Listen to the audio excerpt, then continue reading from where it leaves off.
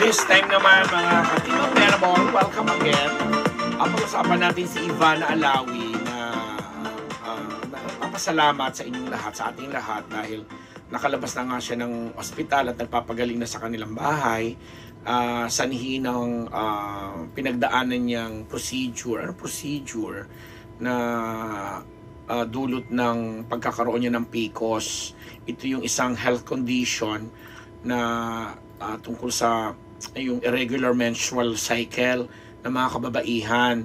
Ang ibig sabihin nitong PCOS, hindi yung PCOS machine ay hindi ko masyadong mabasa ayon sa na-google namin.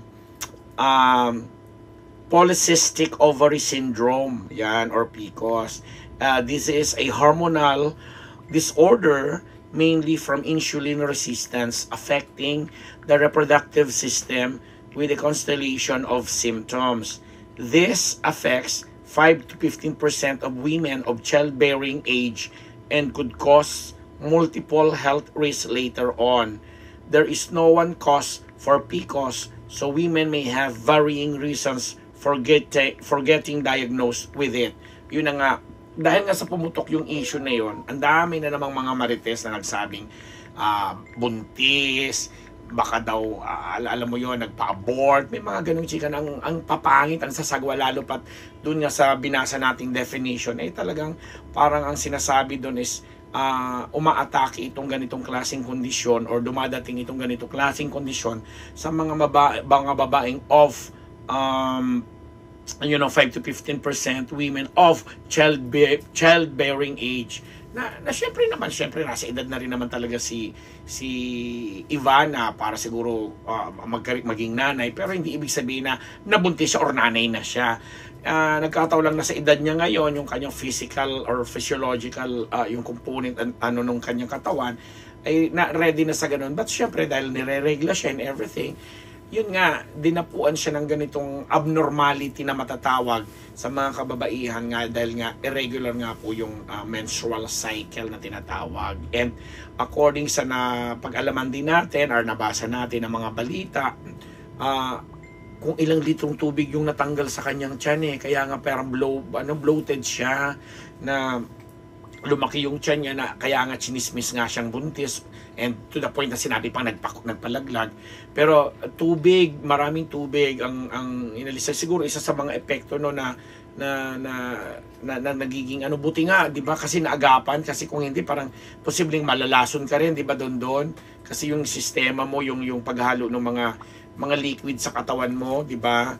Yung mga acid and liquid yan na nasa loob ng iyong katawan na supposedly ay nakakatulong para malinisan yung sistema natin, imbis na makatulong makalinis, yung pa yung nagiging sanhi na mag-cause ng mga komplikasyon at lason nga, kasi nga madudumi na. So anyway, nagpapasalamat pa rin itong pamilya, lalo na si Ivana, kasi nalampasan niya daw at tinuturing niya na second list niya na ito ng kanyang buhay, at mas magiging maingat na siya, at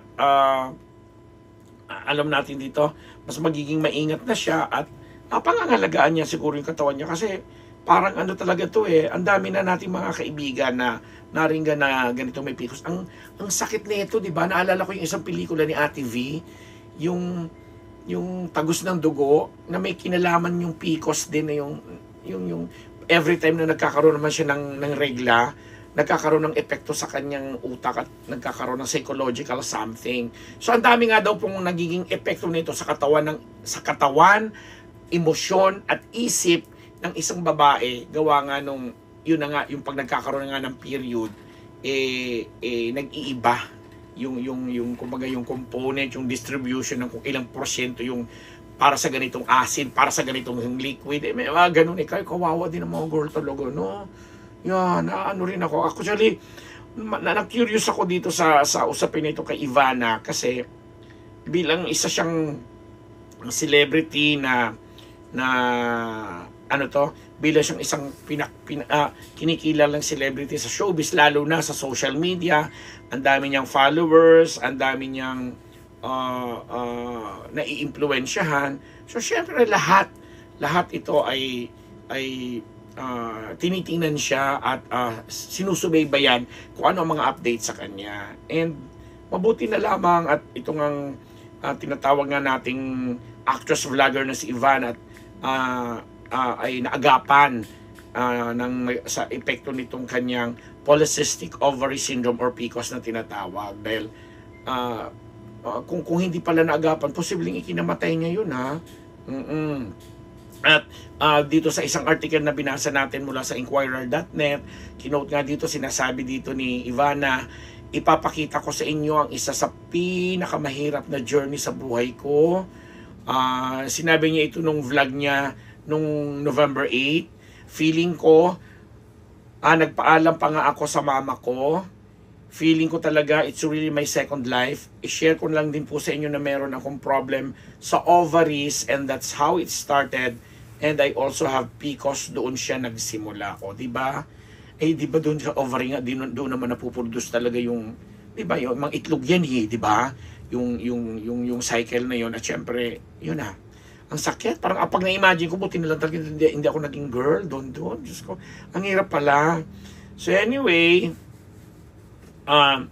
sabi pa rito, Alawi detailed that what she went through during her hospitalization, stressing that she had difficulty breathing. Kasi yun na nga, dahil nga daw po sabi lumaki, medyo naging bloated, lumaki yung kanyang yung tiyan niya, dahil napuno ng napakaraming tubig bukod sa pagkain, mga solid na food, nahirapan siyang huminga kasi nga, yun.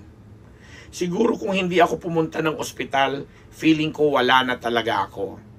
I also got fluid in my stomach na sobrang napuno na siya.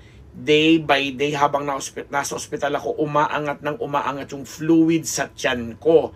Mukha akong 5 months pregnant. Tapos, yung sakit, hindi na ako makahinga. Konting lakad ko lang para akong hihimatayin.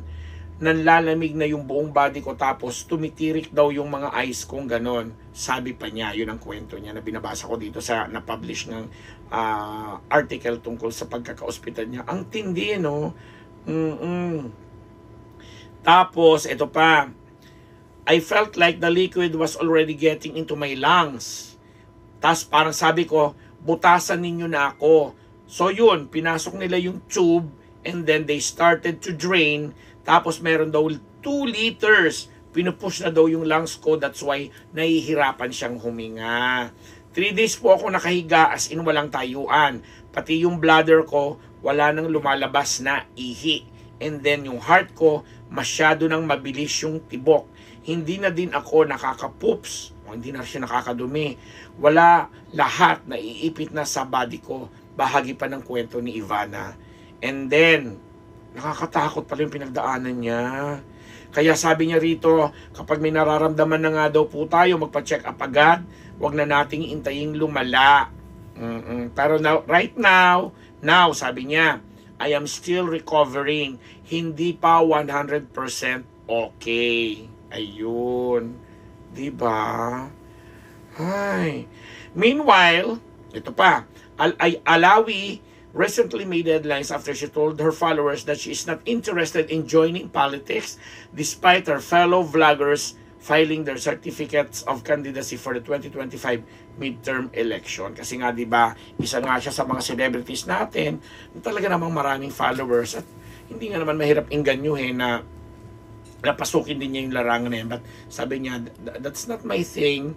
At hindi kagaya ng ibang vloggers na ang lalakas ng loob na nag-file ng candidacy nila, hindi na dun sumabaksyon. But kami natutuwa sa iyo, Ivana, na kahit sabihin mo nga medyo, hindi naman masyadong late, pero na-discover mo ito at dinala mo ang sarili mo sa ospital at ito, nag-undergo ka nga at sinabi mo pang second list na ito ng buhay mo, pinaprioritize mo at pinapahalagahan mo ang iyong kalusugan. Na hindi biro-biro ang iyong pinagdaanan, Ivana, at nanalangin pa rin kami sa 100% recovery at magpatuloy ka lang at sana sa sabi mo nga sa pangalawang buhay mo na ito, maibahagi mo sa iyong mga vlog, sa iyong mga subscribers, sa iyong mga tagahanga, more than anything else, ang kalusugan at buhay talaga natin ay pinakamahalaga sa lahat, 'di ba?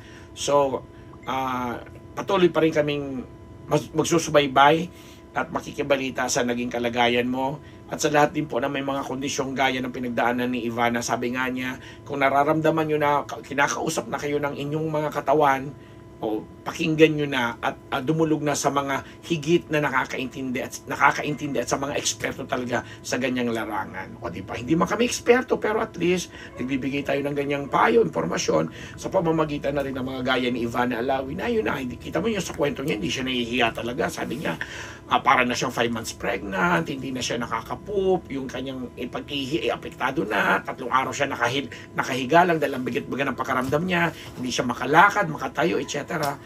Isipin niyo yung ganung pinagdaanan, napakasakit din yun, napakahirap. Pero sabi nga natin, mabuti na lamang at naagapan niya ito at na-realize niya na yun na nga, kailangan ng medical attention, medical support.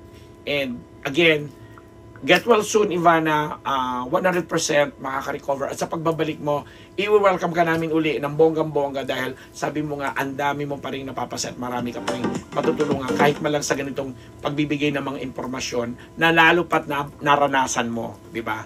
Ako po ang inyong lingkod, Papa Ambera Palabet Nabus. Nagpapasalamat. Pasensya na sa boses. Karag-karag. Karag-karagan.